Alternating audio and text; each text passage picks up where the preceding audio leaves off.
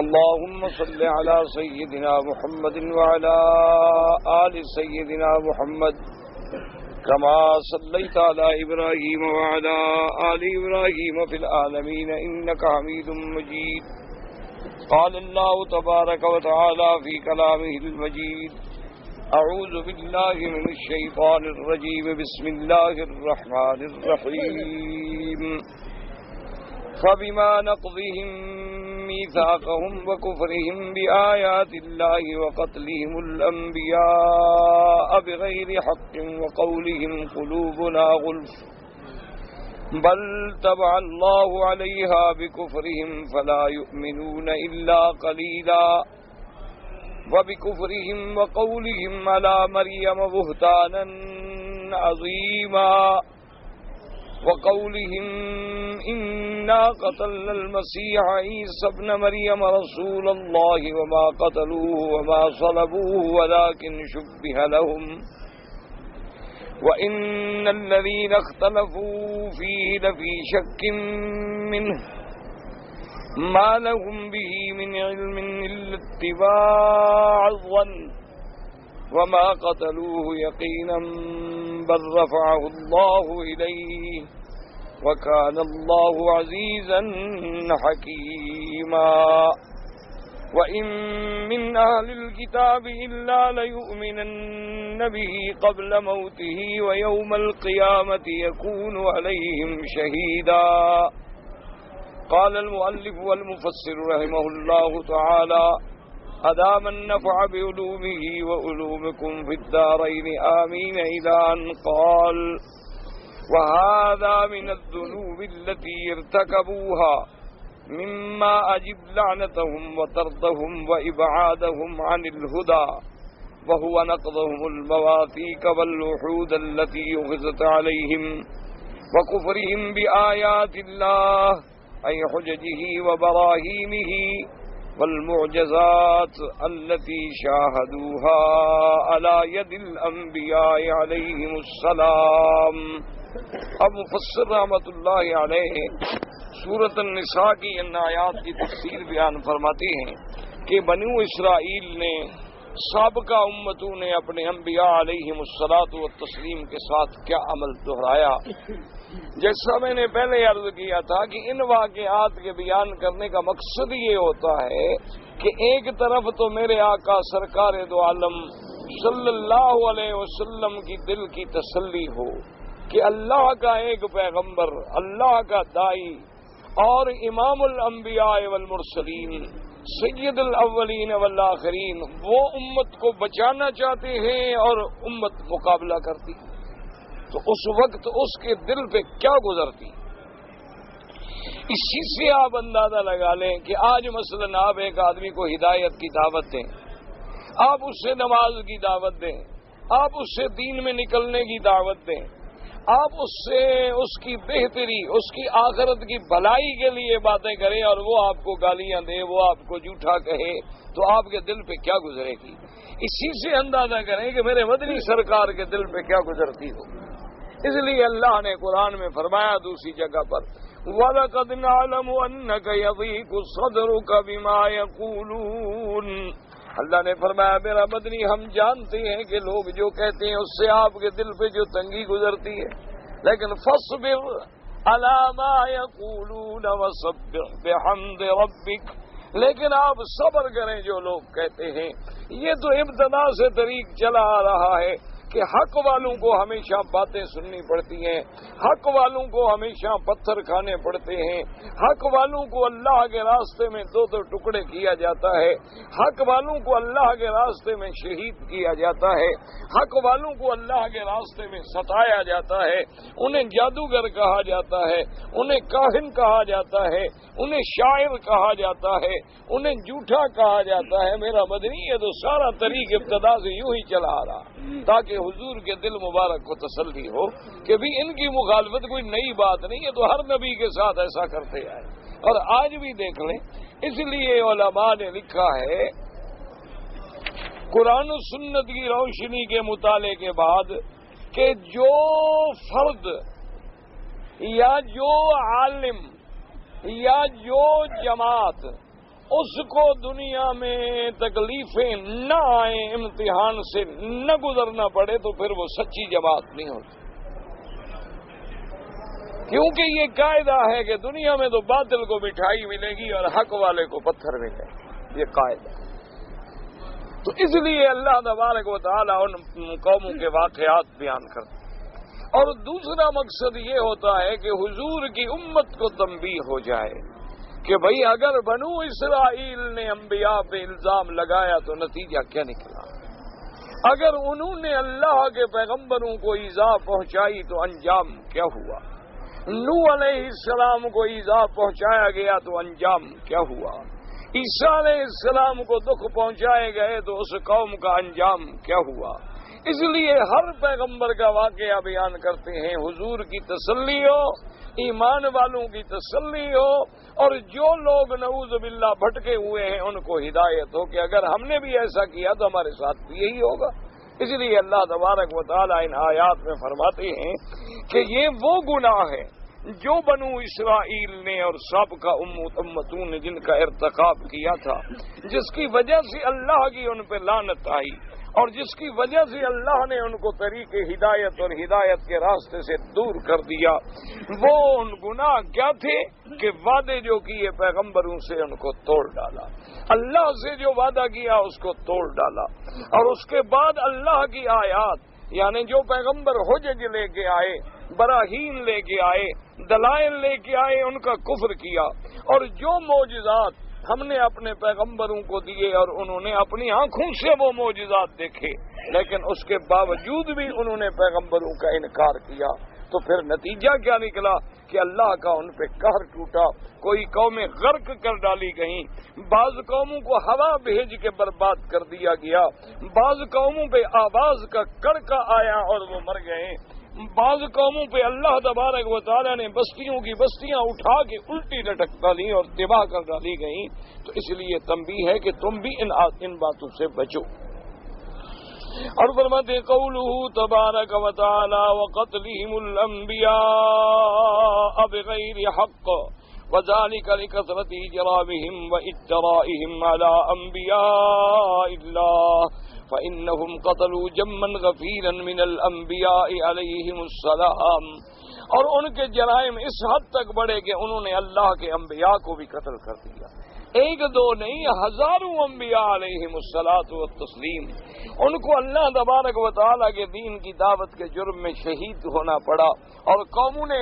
اتنی جرت کی کہ پیغمبر کو یعنی جس کی تعظیم ہم پہ فرض ہے، اگر ایمان نہ لاؤ تو تکلیف تو نہ پہنچاؤ، لیکن تکلیف کی بھی کوئی حد ہے کہ اللہ کے نبیوں کو قتل کر دیا جائے، نعوذ باللہ، اس سے بڑا جرم کیا ہو سکتا۔ تو انہوں نے تو اس حد تک جرائم کیے۔ وَقَوْلُهُمْ قَوْلُوبُنَا غُلْفٌ قَالَ ابن عباس ومجاہد وسعید بن جبیر وإکرمۃ والسدی وقتادۃ وغیر واحد فی غطاء وهذا كقول المشرکین وقالوا قلوبنا فی أکنة مما تدعونا الیہ وقیل معناه انہم ادعوا ان قلوبهم غلف للعلم ای اوعیۃ للعلم قد حوته واصلته۔ اب اللہ نے فرمایا اور یہ بھی کہتے تھے وہ کہ قلوبنا غلف، کہ ہمارے دل جو ہیں وہ غلاف میں ہیں۔ کیا معنی؟ ایک معنی تو یہ ہے کہ بھئی آپ جو ہمیں بلا رہے ہیں اور دین کی دعوت دیتے ہیں، ہمیں بلانے کی کوئی ضرورت نہیں، ہمارے دلوں پر غلاف ہے، تمہاری بات کا کوئی اثر ہی نہیں ہوتا، ہم تمہاری بات سننا نہیں چاہتے۔ ورنہ یہ تھوڑا ہے کہ وہ اپنی برائی باتوں اپنا فخر بیان کر رہے ہیں نا۔ وَقُلُوبُنَا غُلْفٌ یعنی فی غطاء۔ اور بعض مفسرین نے فرمایا کہ غلف کا کیا معنی اوعیۃ العلم، کہ ہمارے دل جو ہیں وہ تو علم کا برتن ہے، وہ ہم پہلے ہمارے دل علم سے بھرے ہوئے ہیں، ہمارے تمہارے دین کی تمہاری دعوت کی ضرورت نہیں۔ تو ایک قول یہ ہے کہ ہمارے دل جو ہیں وہ پردے میں ہیں، ہمارے دلوں پر پردہ ہے، تمہاری بات کا کوئی اثر نہیں ہوتا۔ اور دوسری بات یہ ہے کہ بھئی تم ہمیں کیا دین کی دعوت دیتے ہو؟ کافر کہتے تھے ہمارے دل تو پہلے علم سے بھرے ہوئے ہیں، اور بے عین ہی اللہ معاف کرے، آج بھی اگر کوئی بدعت میں مبتلا ہے، آج بھی اگر کوئی شرک میں مبتلا ہے، آج بھی اگر کوئی بغض صحابہ میں مبتلا ہے، آج بھی اگر کوئی انکار حدیث کے فتنے میں مبتلا ہے، ان کو جب آپ بات کریں وہ کہتے ہیں چھوڑے نہیں، ہمارے پاس علم ہے، ہم جانتے ہیں، ہم تم سے زیادہ پڑے ہوئے ہیں۔ اور یہی وہ باتیں ہیں جو پہلے زمانے میں مشرکین اور کفار کہا کرتے تھے انبیاء علیہ السلام کے مقابلے میں۔ آج آپ کسی بندے کو ہدایت کریں گے میرے بھائی یہ بدعت ہے، میرے بھائی یہ قرآن و حدیث میں ثابت نہیں ہے، میرے بھائی یہ اللہ کے رسول کا فرمان نہیں ہے، میرے بھائی اس بات کو 1,24,000 صحابہ نے سر انجام نہیں فرمایا، وہ کہتا ہے چھوڑو یار، ہمیں تم سے زیادہ علم ہے، تمہیں کیا پتا، تم تو قرآن کے ظاہر کو سمجھتے ہو، ہم تو قرآن کے باطن کے سمجھنے والے ہیں، ہم تو قرآن کی تہ میں جا کے سمجھتے ہیں بات کو، تم تو اوپر کی آیتوں کو پڑھ کے گزارا کر رہے ہو، تمہیں کیا پتا ہے قرآن کا، ہمیں جتنا علم ہے۔ تو بے عین ہی یہی باتیں وہ مشرکین کہتے تھے انبیاء کے مقابلے پر، کہ جب اللہ کے نبی انہیں دعوت دیتے توحید کی، وہ کہتے قلوبنا غلف، کہ ہمارے دل تو پہلے سے علم کے برتن ہیں، بھرے ہوئے ہیں، قدحوت ہو حاصلت، تو ہمیں تمہارے علم کی ضرورت ہی نہیں۔ اب اس کے بعد فرماتے ہیں کہ جیسے کہ مشرکین مکہ نے کہا تھا وَقَالُوا قُلُوبُنَا فِي أَكِنَّةٍ مِّمَّا تَدْعُونَا إِلَيْهِ، جیسے مشرکین مکہ کہتے تھے کہ ہمارے دل جو ہے وہ پردے میں ہیں، جس طرف آپ ہمیں بلاتے ہیں اس باتوں کا ہم پہ اثر نہیں ہوتا۔ قال اللہ تبارک و تعالی عن ابن عباس وقد تقدم نذیرہ فی سورۃ البقرہ، قال اللہ تعالی بل طبع اللہ علیہا بکفرہم، فعلى القول الأول كأنهم يعتذرون إليه بأن قلوبهم لا تعي ما يقول لأنها في غلف وفي أكنة، قال الله بل هي مطبوع عليها بكفرهم، وعلى القول الثاني أكس عليهم ما ادعوه من كل وجه، وقد تقدم الكلام على مثل هذا في سورة البقرة۔ اب مفسر رحمت اللہ علیہ فرماتے ہیں کہ ایک قول یہ بھی ہو سکتا ہے کہ وہ یہ کہیں کہ قلوبنا فی غلف، بھی ہمارے دلوں پہ پردہ ہے، ہم تمہاری بات سمجھ نہیں سکتے۔ اللہ نے فرمایا کہ نہیں، پردہ نہیں، ہم نے مہر کر دی ہے، حق بات داخل ہی نہیں ہوتی، جیسے کہ اللہ تبارک و تعالی نے سورۃ البقرہ میں بھی فرما دیا ختم اللہ علی قلوبہم وعلی سمعہم وعلی ابصارہم غشاوہ، اللہ نے فرمایا کہ اللہ پاک نے مہر کر دی ان کے دلوں پر، ان کے کانوں پر اور ان کی آنکھوں پہ پردے ہیں، یہ حق بات دیکھ نہیں سکتے۔ یہ اصل میں یہ نہیں ہے، اصل تو اللہ کی طرف سے مہر لگ گئی، اور جب اللہ کی طرف سے مہریں لگ جائیں تو پھر آپ لاکھ تقریریں کریں، پھر آپ لاکھ ان کو ہدایت کے لیے دلائل دیں، پھر آپ ان کو لاکھ باتیں سمجھائیں، وہ کبھی سمجھنے کے لیے تیار نہیں ہو سکتے، کیونکہ ان کا دماغ جو ہے وہ ہر وقت ایک فتنے سوچتا ہے، ایک فتنوں کی بات کرتا رہتا ہے۔ اللہ تبارک و تعالی معاف فرمائے۔ اس لیے ہمیشہ یاد رکھیں کہ جب اللہ راضی ہو جائے تو ہدایت کے راستے کھلتے چلے جاتے ہیں، اور جب اللہ ناراض ہو جائے تو پھر آدمی بھٹکتا چلا جاتا ہے، گمراہی کے گڑھے میں گرتا چلا جاتا ہے۔ آج ہی ایک جگہ بات ہوئی تھی کہ ایک عیسائی نے یہ دیکھا نا جی، جو آج کل کے دنوں میں حضرت حسین رضی اللہ تعالی عنہ کے نام پر ماتم اور گریا اور زنجیریں اور کیا کیا نہیں ہوتا ہے دنیا میں، آپ کو پتا ہے۔ تو ایک عیسائی نے ایک سوال کیا، اس نے کہا کہ دیکھو آپ مسلمانوں کا یہ دعویٰ ہے کہ آقا انعامدار خاتم الانبیاء حبیب کبریا جو ہیں وہ محبوب خدا ہیں، حبیب کبریا ہیں، حبیب رب العالمین ہیں، ہمارے اللہ کے سب سے زیادہ محبوب ہستی جو ہے وہ مدنی پاک۔ تو یہ تو ہر مسلمان کا عقیدہ ہے۔ اس نے کہا جی بالکل۔ اس نے کہا ادھر آپ یہ بھی کہتے ہیں کہ حضرت حسین جو ہیں وہ حضور کے محبوب ہیں، حضرت حسین جو ہیں وہ محبوب ہیں محمد الرسول اللہ، یعنی اتنے محبوب ہیں کہ جن کو حضور پاک نے اپنے کندھوں پہ اٹھایا، اتنے محبوب ہیں کہ جو حضور کی زلفوں کو پکڑ لیتے تھے۔ یہ کوئی جرت کر سکتا ہے؟ یہ تو پھر لاڈ کا مقام ہے نا، محبت کا، پیار کا مقام ہے کہ حضور کے کندھے پہ بیٹھے ہیں اور حضور کی زلف مبارک بھی پکڑ لی۔ وہ کہتے ہیں کہ جب آپ کا نبی اللہ کا محبوب ہے اور حضرت حسین محبوب کے محبوب ہیں اور وہ پیاسے شہید ہو گئے بچوں کے ساتھ، تو آپ کے خدا نے آپ کے نبی کے محبوب کو چھڑایا کیوں نہیں؟ دیکھیں نا کہ اگر ہم یہ غلط رسمیں نہ کرتے تو کبھی دشمن کو بھی تو اعتراض کرنے کا موقع نہ ملتا نا، اگر ہم دین پہ قائم رہتے۔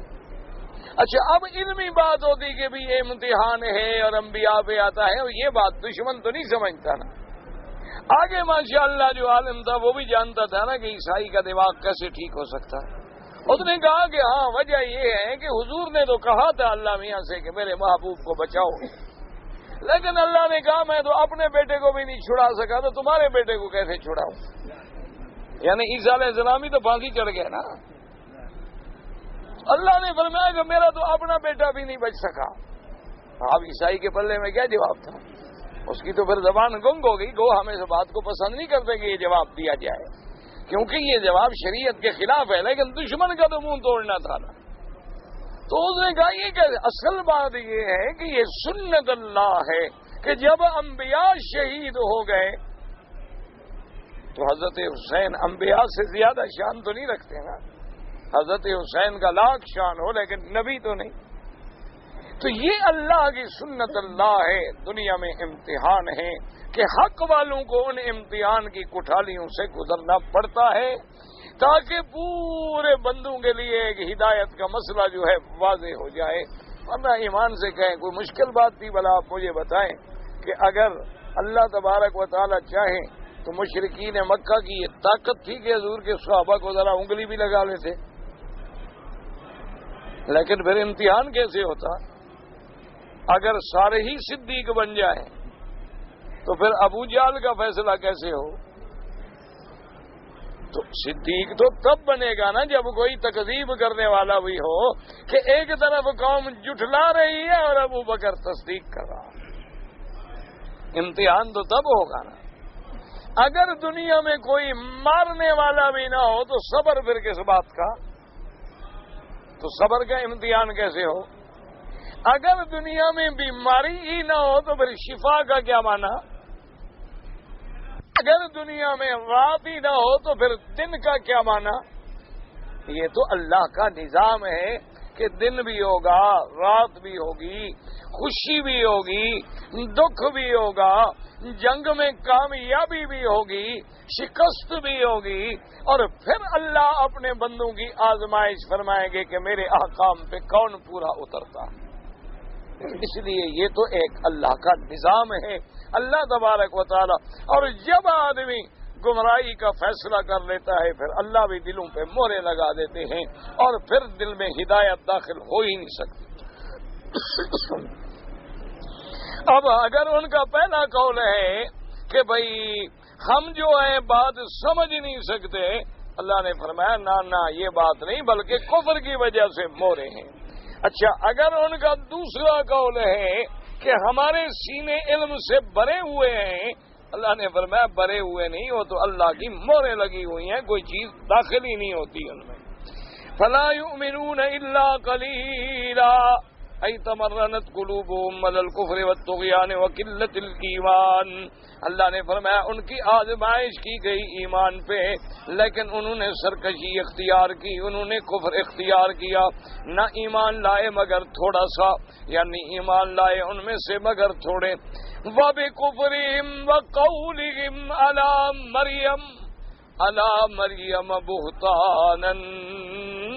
عَظِيمًا۔ قال علي بن ابي طالب ان امر موها بالزنا وكذلك قال سدي وجبير محمد اسحاق وغير واحد، وهو ظاهر من الايه ان امر موها ابن بالعزائم فجعلوا زانيه وقد حملت الولديه من ذلك زاد بعض وهي حائز فعليهم لعين الله المتابعه الى يوم القيامه۔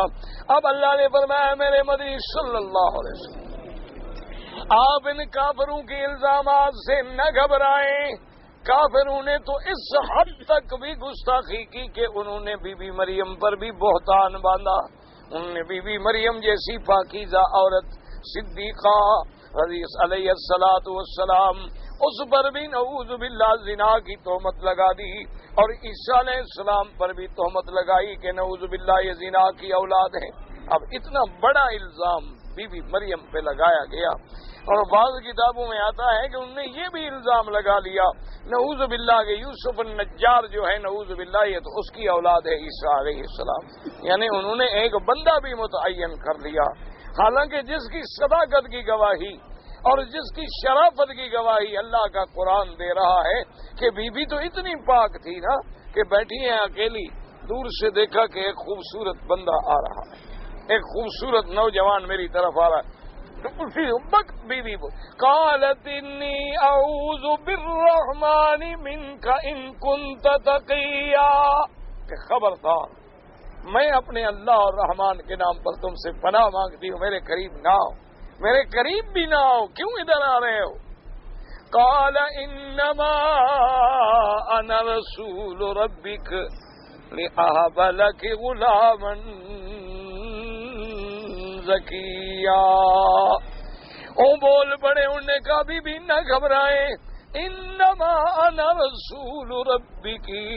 میں تو تیرے رب کا بھیجا ہوا فرستادہ ہوں، میں تو فرشتہ ہوں اللہ کی طرف سے بھیجا ہوا، تاکہ تمہیں ایک پاک غلام جو ہے اس کو ہبہ کر سکوں اور دے سکوں۔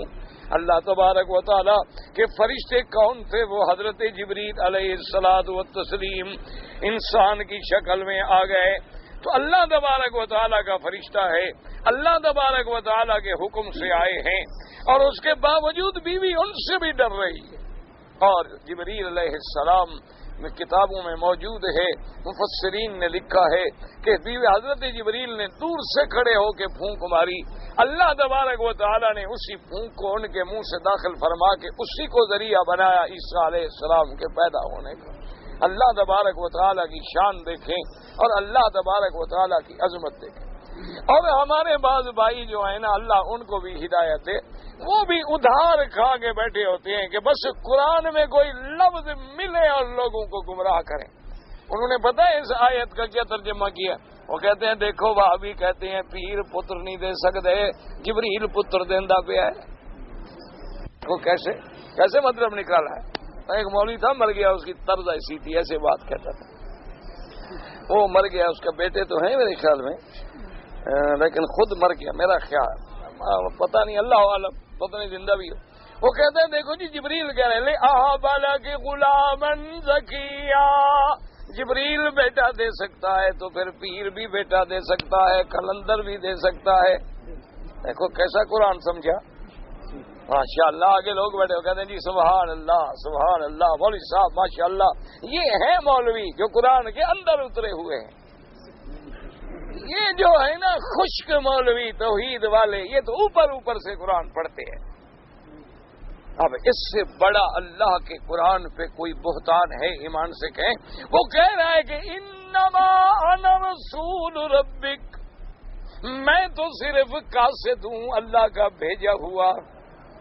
یعنی اس کی کوئی طاقت نہیں کہ وہ اولاد دے سکے، جب تک رب نے بھیجا نہیں وہ تو آ بھی نہیں سکتا، وہ تو خوشخبری دینے والا، ذریعہ بننے والا، سبب بننے والا۔ اس لیے اس کے بعد کبھی عیسیٰ علیہ السلام نے یہ بھی نہیں فرمایا کہ مجھے تو جبریل نے پیدا کیا، کیا کہا انی عبد اللہ آتانی الکتاب وجعلنی نبیا۔ تو جب قرآن میں عیسیٰ خود فرما رہے ہیں کہ میں تو اللہ کا بندہ ہوں،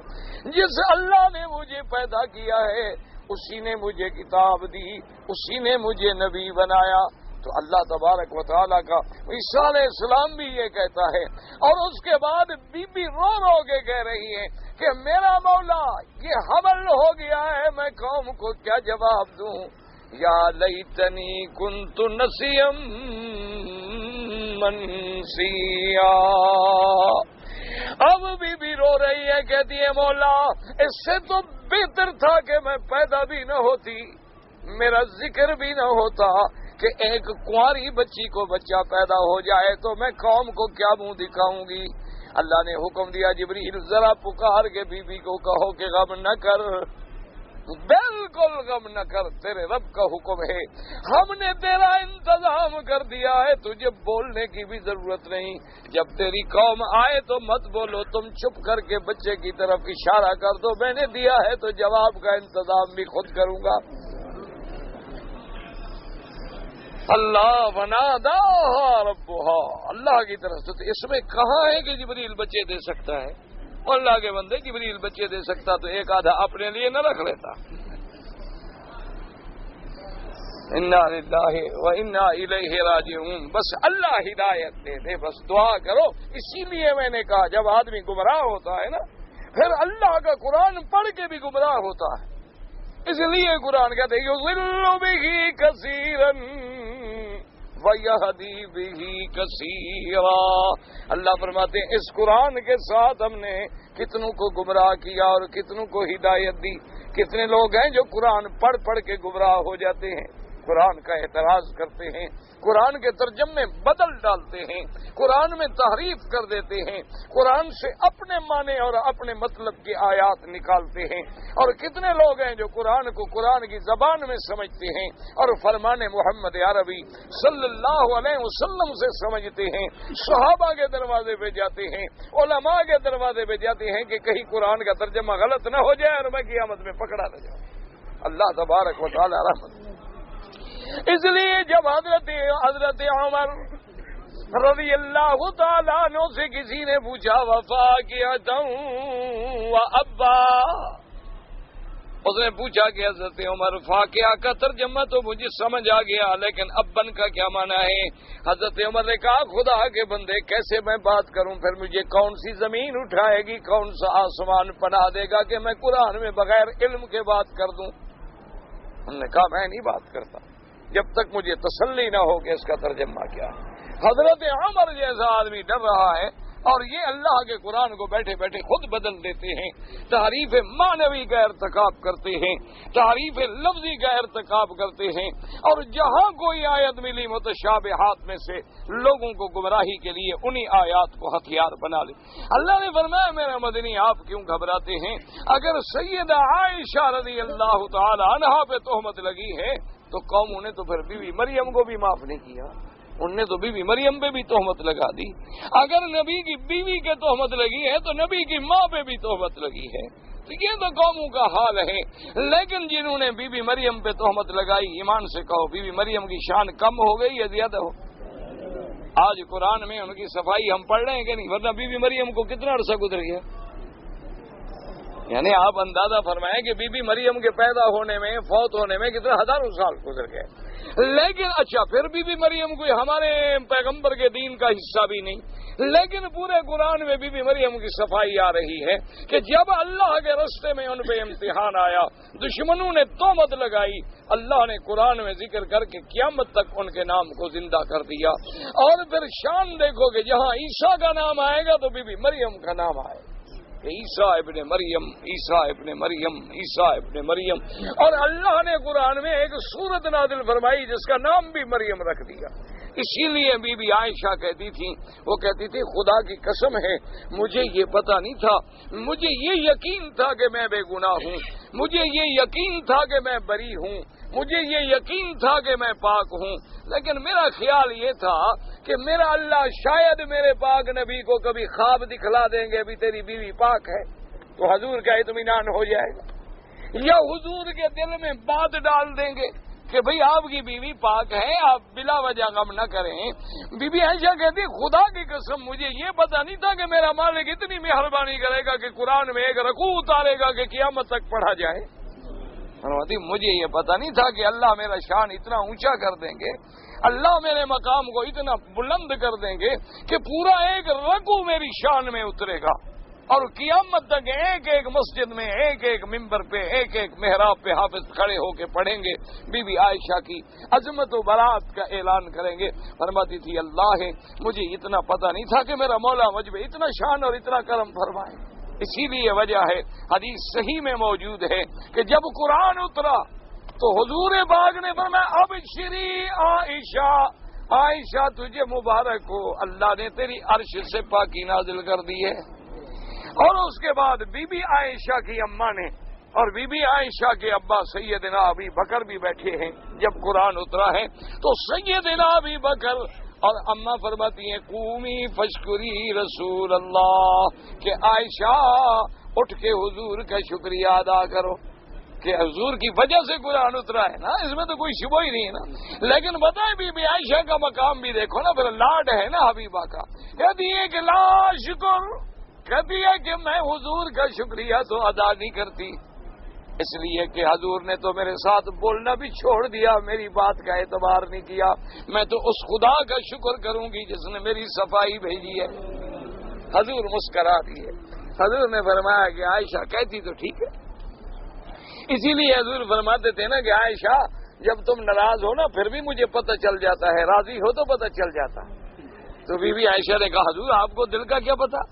ہم آپ پر کوئی ناراضگی ظاہر تو نہیں کرتے، کبھی ہوتی ہے تو بات دل میں ہی رکھتے ہیں، اللہ کے نبی پہ کون ناراضگی ظاہر کر سکتا ہے۔ حضور نے فرمایا عائشہ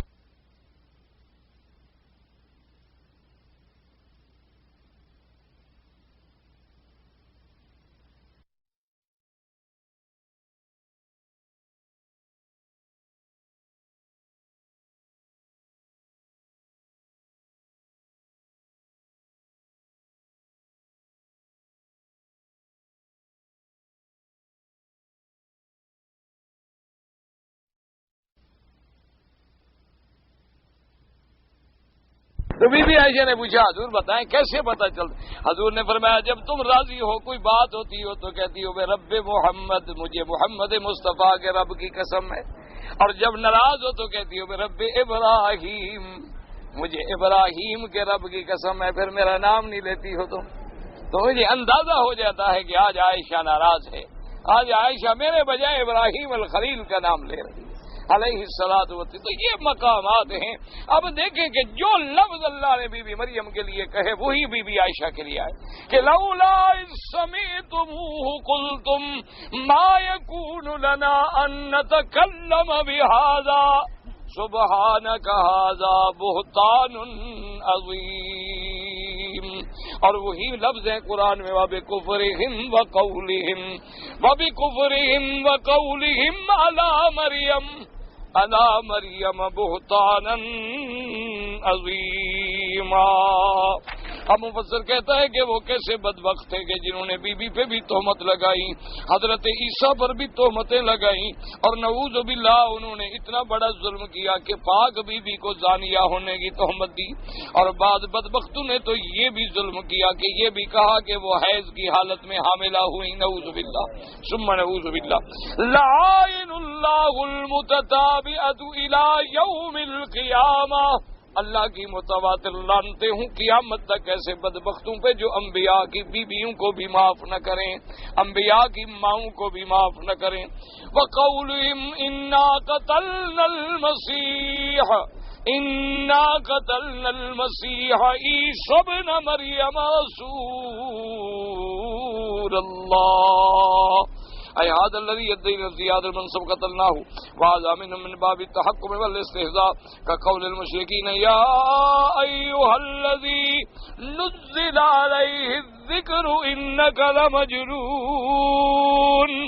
اب مفسر رحمۃ اللہ علیہ فرماتے ہیں کہ ان ظالموں نے یہ بھی کہا کہ ہم نے قتل کر دیا ہے مسیح عیسیٰ ابن مریم جو اللہ کا رسول تھا، اس کو ہم نے قتل کر دیا۔ اب اس سے بڑا کتنا جرم ہے کہ اللہ کے رسول کے قتل کا دعویٰ کریں اور فخر کر رہے ہیں کہ ہم نے قتل کیا،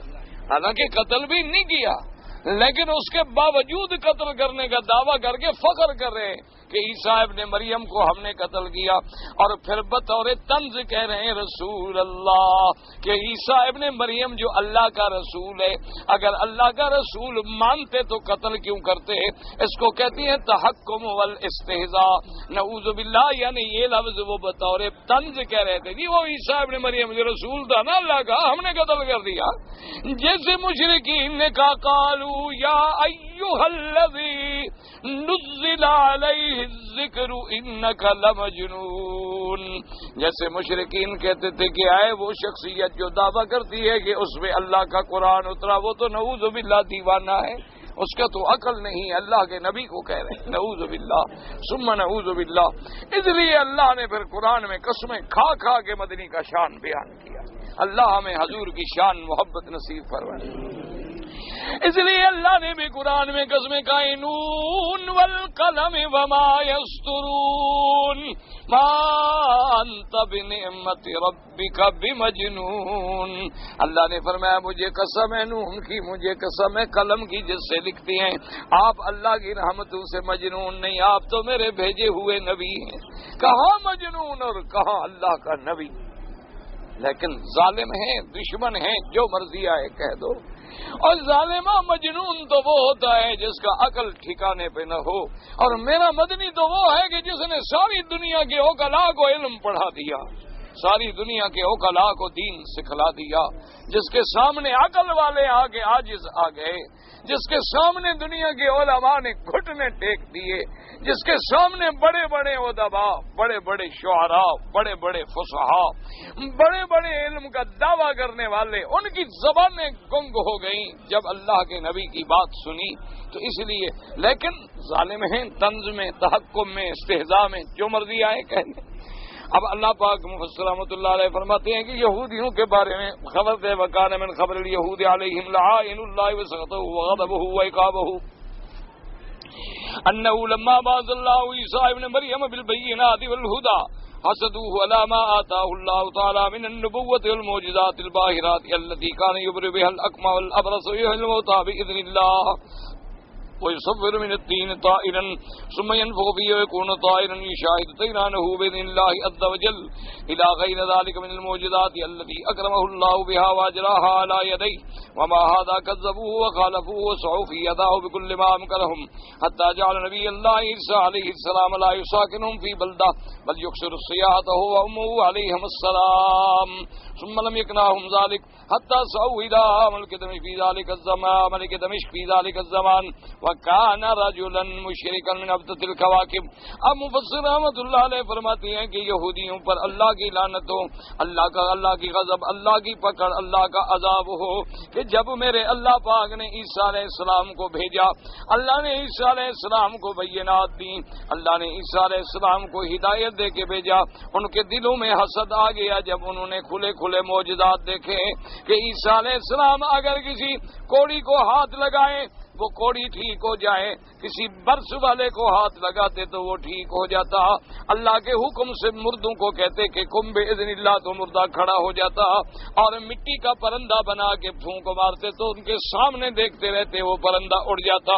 اتنے بڑے بڑے معجزات اللہ پاک نے عطا فرمائے، لیکن جب انہوں نے یہ سارے معجزات دیکھے اس کے باوجود حسد میں آ کے حضرت عیسیٰ کی تکذیب کی، حضرت عیسیٰ علیہ السلام کی مخالفت کی، حضرت عیسیٰ علیہ السلام کو ایذا دینے میں جد و جہد کی، حتیٰ کہ حضرت عیسیٰ علیہ السلام اتنے مجبور ہو گئے کہ لا یساکنہم فی بلدۃ،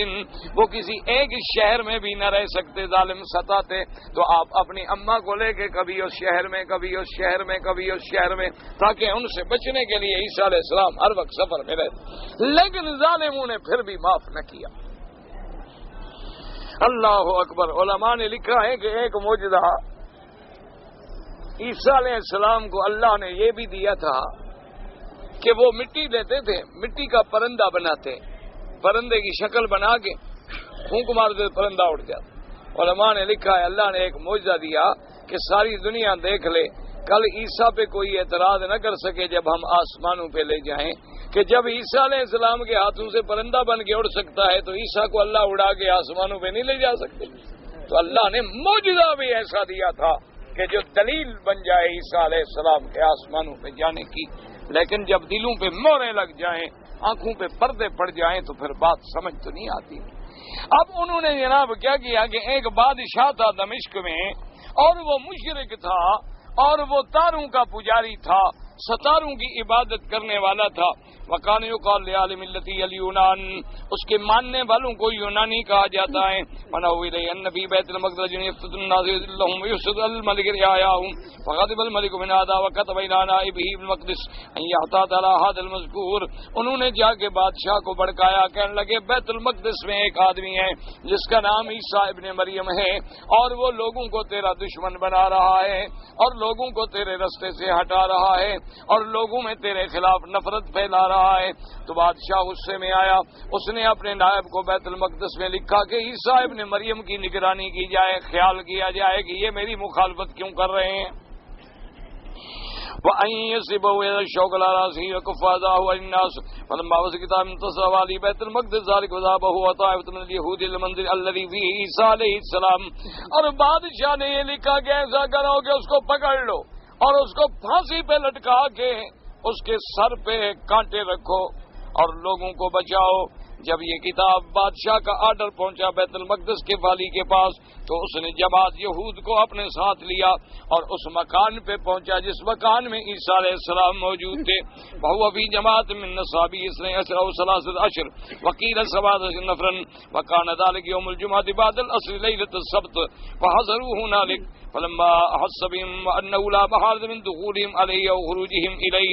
خروجه إليهم قال لأصحابه أيكم يلقى عليه شبهي ورفيقي في الجنة فانتدب لذلك شاب منهم فكأنه استصغروا عن ذلك وعاد ثانية وصال فقل ذلك لا ينتدب إلا ذلك الشاب فقال أنت هو وألقى الله إليه شبه عيسى حتى كأنه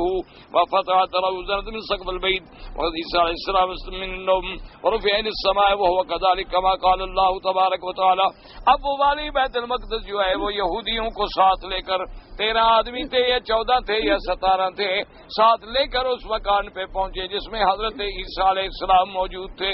انہوں نے آ کر محاصرہ کیا اور حکم دیا عیسیٰ علیہ السلام کو کہ باہر نکلیں۔ اب جب عیسیٰ علیہ السلام کو یقین ہو گیا کہ یا تو وہ اندر داخل ہوں گے یا پھر مجھے نکلنا ہوگا، تو انہوں نے اپنے ساتھیوں سے کہا کہ تم میں سے کون ایسا بندہ ہے جو قربانی دینے کے لیے تیار ہو جائے، اللہ تبارک و تعالیٰ میری شکل اس پہ ڈال دیں گے اور اللہ میری حفاظت فرما دیں گے اور میں وعدہ کرتا ہوں کہ وہ جنت میں میرے ساتھ ہوگا۔ تو ایک نوجوان کھڑا ہو گیا، اس نے کہا حضرت میں قربانی دینے کے لیے تیار ہوں۔ حضرت عیسیٰ علیہ السلام نے سمجھا کہ یہ چھوٹا ہے، بچہ ہے، نوجوان ہے، خدا جانے یہ قربانی دے سکتا ہے کہ نہیں دے سکتا۔ انہوں نے پھر کہا ابھی تم میں سے کون قربانی دے گا؟ لیکن چوری والے مجنو اور خون دینے والے مجنو میں تو بڑا فرق ہوتا ہے۔ چوری کھانے والے مجنو تو بہت ہوتے ہیں، لیکن جب خون دینے کا وقت آئے تو پھر کوئی اللہ کے راستے میں نکلتا ہے، پھر ہر آدمی تو نہیں نکلتا۔ تو اب دوبارہ بھی وہی بچہ کھڑا ہو گیا، نوجوان، اس نے کہا کہ جی میں قربانی دینے کا۔ آپ نے کہا بھی ٹھہرو، بیٹھ جاؤ۔ آپ نے کہا بھی تم سب میں کون ہے جو اس قربانی کو قبول کرے؟ پھر بھی وہی بچہ کھڑا اور کوئی کھڑا نہ۔ آپ نے فرمایا اچھا ٹھیک ہے۔ تو اللہ تبارک و تعالیٰ سے دعا کی، اللہ نے اس بچے پہ اسی وقت ایسی شبہ ڈالی کہ دیکھنے والے سمجھیں گے یہ عیسیٰ علیہ السلام۔ اور اس گھر کا جو روشن دان تھا، عیسیٰ علیہ السلام پہ تھوڑی سی نیند اللہ پاک نے ڈالی اور حکم دیا فرشتوں کو کہ اس روشن دان سے لے کے میرے پیغمبر کو آسمانوں پہ لے آؤ۔ اور وہ جب داخل ہوئے انہوں نے کہا کہ یہی عیسیٰ ہے۔ انہوں نے اسی کو پکڑ کے پھانسی چڑھا دیا جس پہ یہود ساری زندگی کہتے ہیں ہم نے قتل کیا، ہم نے قتل کیا، ہم نے قتل کیا۔ تو اس لیے عیسیٰ علیہ السلام کو اللہ نے اٹھا لیا، جیسے اللہ نے فرمایا اذ قال اللہ یا عیسیٰ انی متوفیک ورافعک الی فلما رفع خرج اولئک النفر فلما رأى اولئک ذلك الشعب ظنوا انه عیسیٰ فأخذوه في الليل وصلبوه وضعوا الشوك على رأسه وأظهر اليهود أنهم سعوا في صلبه فتبجحوا بذلك وسلم لهم طوائف من النصارى ذلك لجهلهم وقلة عقلهم ما عدا من كان في البيت مع المسيح فإنهم شاهدوا رفعه وأما الباقون فإنهم ظنوا كما ظن اليهود أن المصلوب هو المسيح ابن مريم حتى ذكروا أن مريم جلست تحت ذلك المصلوب وبكت ويقال إنه خاطبها والله أعلم وهذا كله من امتحان الله عباده لما له في ذلك من الحکمت البالغہ۔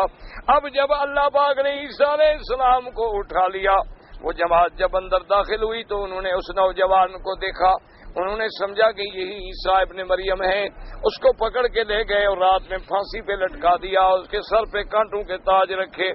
اب یہودیوں نے یہ ظاہر کیا کہ ہم ہیں وہ لوگ جنہوں نے حضرت عیسیٰ کو سولی دینے پہ کوشش کی ہے، اور بعد نصرانی بھی ان کی باتوں میں آ گئے کہ باقی عیسیٰ علیہ السلام جو ہیں وہ مصلوب ہو گئے ہیں،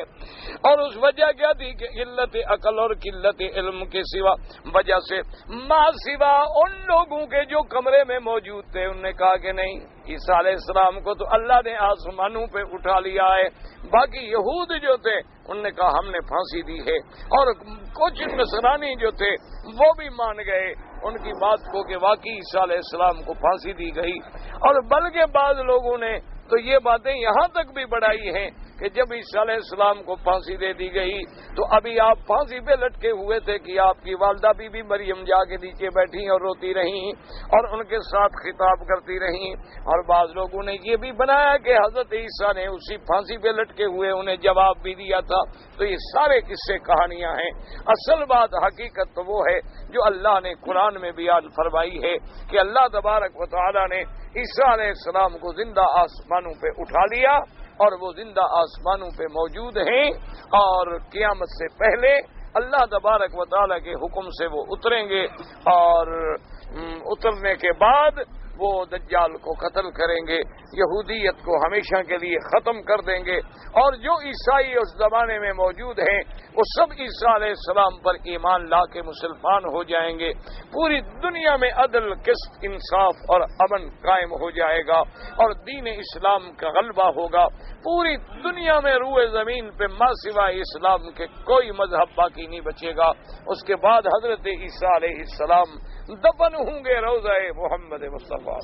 صلی اللہ علیہ وسلم، وہاں ایک قبر مبارک کی جگہ باقی ہے، اور قیامت والے دن وہ اٹھیں گے میرے آقا سرکار دو عالم حبیب کبریا سیدنا محمد مصطفیٰ صلی اللہ علیہ وسلم کے ساتھ۔ اللہ آپ کو، مجھے، ہر مسلمان کو صحیح دین پہ قائم رکھے۔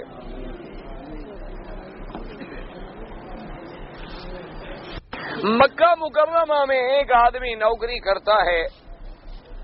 اور وہ انڈیا اپنے ملک میں چلا گیا، 5 ذی الحجہ کو وہاں سے واپس آ رہا ہے، تو وہ کون سا حج کرے؟ جو چاہے کرے، وہ تمتع بھی کر سکتا ہے، وہ افراد بھی کر سکتا ہے، قران بھی کر سکتا ہے، یہ تو اس کی مرضی بھی ہے، کیونکہ وہ تو اب اپنے ملک سے آ رہا ہے۔ میقات پہ آنے کے بعد جس حج کی بھی چاہے نیت کرے۔ لوگ سمجھتے ہیں کہ مکے میں رہنے کے بعد بھی حکام بدل جائے۔ اللہ کے بندے ہیں، جب مکے میں رہتے ہو پھر اپنے وطن چل جاتے ہو تو پھر تم وہی ہو گئے، پھر تو اپنے وطن سے آ رہے ہو نا، پھر مکے کا رہنا نہ رہنا کوئی مسئلہ نہیں ہوتا۔ مکے کا مستقل یعنی جو آدمی مکے میں ہی پیدا ہو، جب وہ باہر چلا جائے تو وہ بھی تو میقات سے باہر سے آ رہا ہے، اس کے لیے بھی پھر وہی حکم ہوتا ہے جو ہر آدمی کے لیے ہوتا ہے۔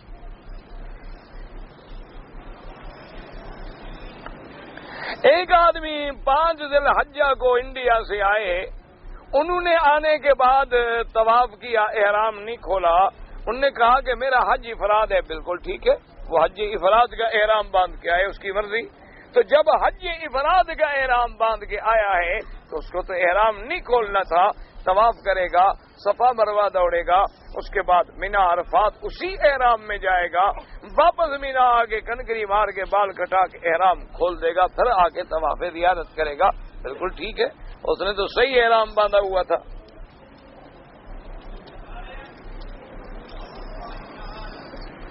اگر ایک آدمی کی ماں مر گئی ہے اور وہ اپنی ماں کے لیے حج بدل کرانا چاہتا ہے اپنی بیوی سے، اس کی بیوی پہلے حج کر چکی ہے، تو بالکل کوئی بات نہیں، اگر وہ راضی خوشی ہے، یہ نہیں کہ تم جبر کرو، اگر وہ راضی خوشی ہے، خرچہ سارا تم دے رہے ہو اور وہ تمہاری والدہ کی طرف سے حج بدل کرنے پہ راضی ہے، کر سکتی ہے، چاہے تم کرو، چاہے تمہاری بیوی کرے، چاہے وہاں سے کوئی اور بندہ بھیجو، حج بدل کرانے میں کوئی معنی نہیں، کوئی مشکل نہیں، بیوی بھی کر سکتی ہے، تم بھی کر سکتے ہو، اور اپنے اور بیوی کے علاوہ اگر کسی اور بندے کو وہاں سے بھیجو وہ بھی کر سکتا ہے۔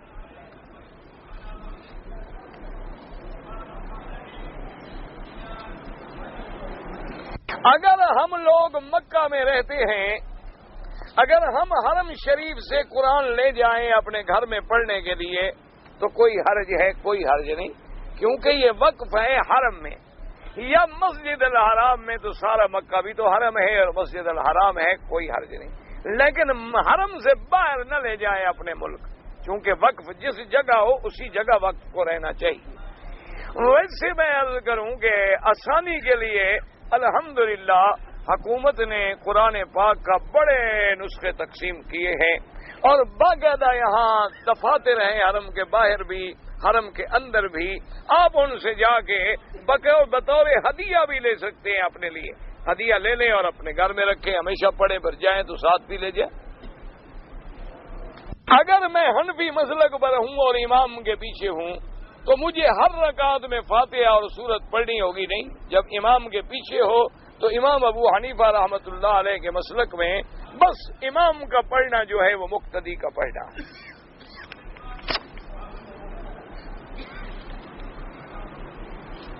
اگر ہم نے دوسری رکعت میں بھول کر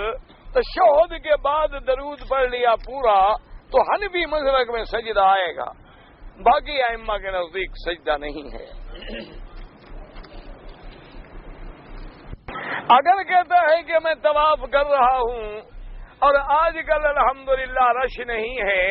اور مجھے موقع ملے کہ میں ہر چکر میں حجر اسود کو بوسہ دے سکوں تو سبحان اللہ، بڑی اچھی بات ہے، ہر چکر میں بوسہ دیا کرے، یہ کوئی یعنی یہ تو بڑی نعمت ہے۔ اگر اللہ تبارک و تعالی نصیب کرے تو آپ ہر چکر میں بوسہ دیں۔ اگر بوسہ نہ دیں تو چلو ہاتھ لگا کے چوم لیا، اگر ہاتھ بھی نہ لگا سکیں تو اشارہ کریں۔ یہ نہیں ہے کہ اگر چکر میں بھیڑ نہ ہو تو پھر آپ چھوڑ دیں، نہیں، پھر تو اللہ نصیب کرے ضرور بوسہ دیا کریں۔ کہتے ہیں جی کہ میاں بیوی مرنے کے بعد جب جنت میں جائیں گے تو اکٹھے رہیں گے، اگر علیحدہ رہیں گے تو جنت کا کیا فائدہ ہوا بھائی؟ اچھی جنت ہوئی کہ میاں کدھر اور بیوی کدھر؟ بابا اکٹھے رہو گے، فکر نہ کرو۔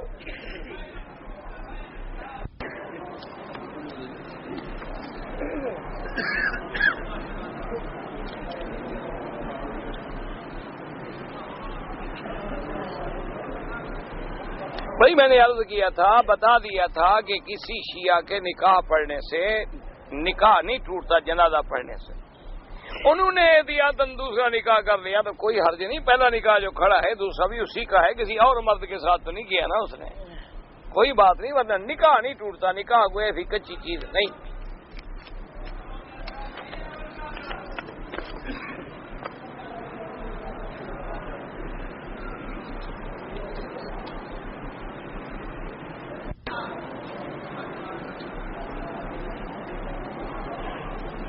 میری شادی ہوئی تھی، میری پسند نہیں تھی، ماں باپ کی پسند تھی، جھگڑا ہو گیا، میں نے 3 طلاق دے دیا، بہرحال یہ طلاق تو ہو گیا۔ باقی سب سے بہتر یہ ہے کہ تم اس کو عربی میں لکھ کر، یہاں دارالافتاء موجود ہے، مکہ مکرمہ میں اس کے کئی دفاتر ہیں اور ہر شہر میں الحمدللہ دارالافتاء موجود ہے، لکھ کے باقاعدہ فتویٰ حاصل کر لو، وہ زیادہ تمہارے لیے فائدہ مند ہوگا۔ اگر ایک آدمی نے نماز مغرب سے پہلے طواف کر لیا، اس کے بعد نماز مغرب پڑھ لی، نماز مغرب پڑھنے کے بعد اسے موقع نہیں ملا، وہ درس میں آ کے بیٹھ گیا، 2 رکعت طواف کے نہیں پڑھے تو عشاء کے بعد پڑھ لے، جب یاد آئے پڑھ لے، رات کو گھر میں جا کے پڑھ لے، دوسرے دن پڑھ لے۔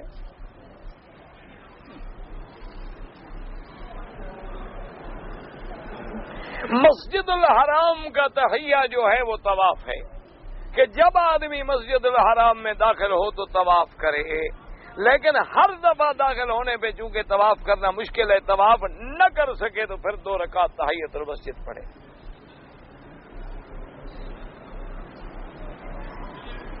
مسجد الحرام میں داخل ہونے کے بعد 2 یا 3 بار بھی طواف کر سکتا ہوں، جتنے مرضی آئے کریں۔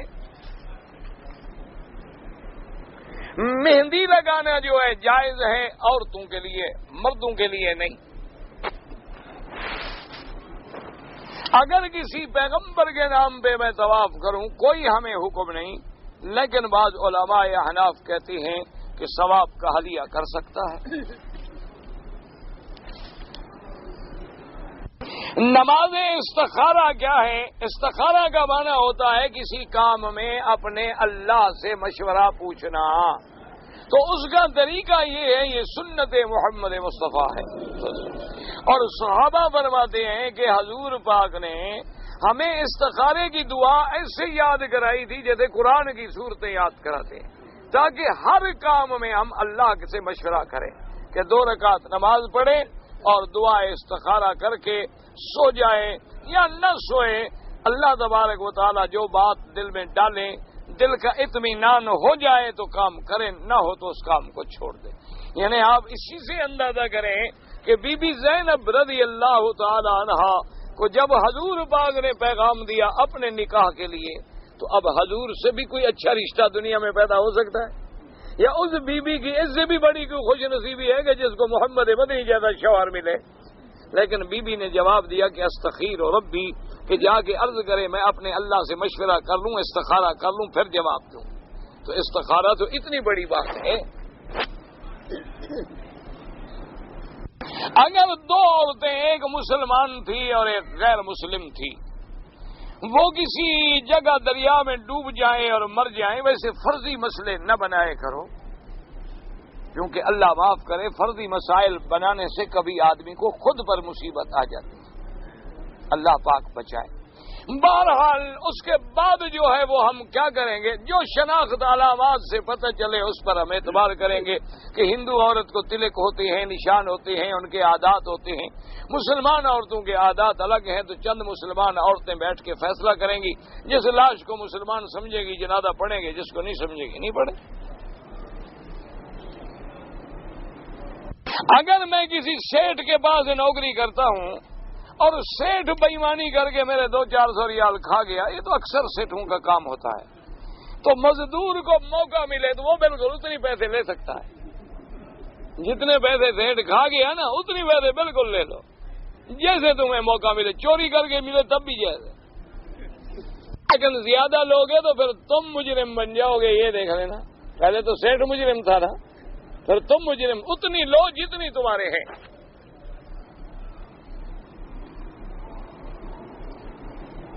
بہرحال یہ شریعت کا مسئلہ ہے، فقہاء نے لکھا ہے کہ اگر کوئی آدمی تمہارا حق مار دے اور پھر تیرے ہاتھ میں موقع مل جائے تو اپنے حق وصول کر سکتے۔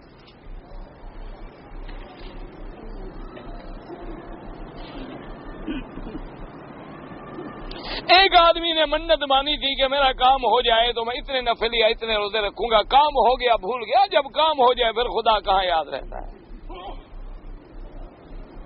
آدمی کو خدا تو اس وقت یاد آتا ہے نا جب مصیبت پڑے۔ اللہ خود فرماتے ہیں اذا انعمنا علی الانسان اعرض ونأى بجانبہ،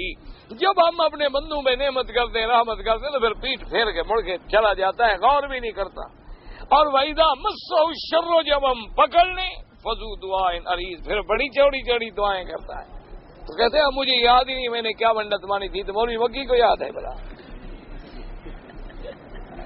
کوئی منت ماننے والے کو یاد نہیں، مجھے یاد ہے، مجھ سے پوچھ رہے ہو؟ تو اندازہ کرو جو تمہیں یاد آئے پورا کرو بس۔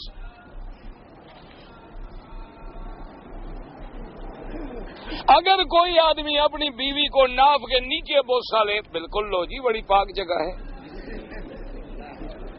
کیوں نہ لو، تمہاری بیوی ہے۔ ویسے اب تو تحقیق آ گئی ہے، پیشاب بھی اینٹی سیپٹک ہوتا ہے، اس سے بھی فائدہ اٹھایا کرو۔ نہیں میں مذاق نہیں کر رہا، ایسے ہندو موجود ہیں جو پیشاب پیتے ہیں، باقاعدہ یہ مذاق نہیں، اللہ کے حرم میں مذاق نہیں ہوتی۔ ایک ہندو اور بہت بڑا، وہ تو پی ایم تھا، پرائم منسٹر کے لیول کا آدمی، اس نے باقاعدہ اخباروں میں لکھا کہ میں پیشاب اپنا پی لیتا ہوں کیونکہ اینٹی سیپٹک ہے، اس سے آپ نے دیکھا نہیں کہ زخم ہو جائے پیشاب لوگ کر دیتے ہیں تاکہ وہ جل جاتا ہے، تو اینٹی سیپٹک مادہ تو ہوتا ہے نا، اس لیے تم وہ فائدہ بھی ضرور اٹھاؤ۔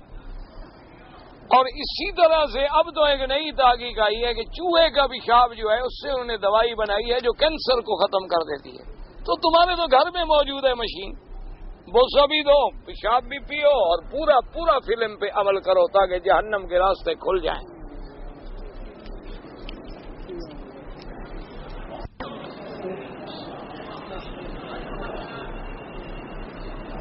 میں نے عہد کیا تھا کہ 10 قرآن شریف جو ہے حرم میں رکھوں گا،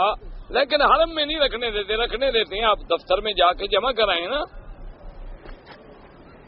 یہاں دفتر ہیں قرآن کے، وہاں جا کے جمع کرا دو، رکھ لیں گے، پھر کسی ملک کو ضرورت ہوگی بھیج دیں گے۔ ازرا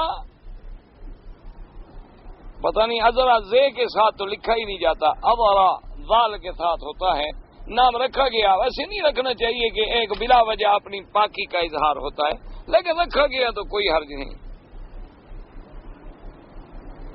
اذان مغرب کے بعد جو 2 رکعت ہیں حنفی مسلک میں تو نہیں ہیں، باقی ائمہ کہتے ہیں کہ وقت ہو تو پڑھ سکتے ہیں۔ طواف الوداع کے بعد الٹے چلنا یہ بدعت ہے۔ میں نے ابھی پہلے بتا دیا کہ عمرہ یا طواف نفلی عبادت ہے، آپ جس کے لیے بھی چاہیں کر کے اللہ سے دعا مانگیں تو اللہ انہیں ثواب عطا فرمائیں گے۔